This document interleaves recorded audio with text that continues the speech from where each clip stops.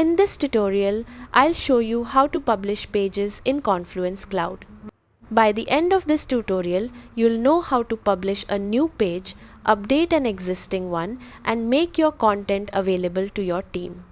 Open your Confluence space and create a new page, or open an existing draft.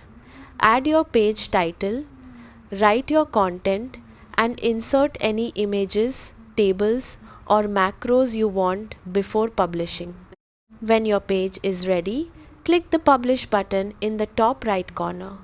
Before the page goes live, review the page location to make sure it's being published under the correct parent page. If needed, adjust the page permissions so only the appropriate users or groups can view or edit it. You can also add a version comment to describe what was added or changed. This is helpful when collaborating with teammates and keeping track of updates.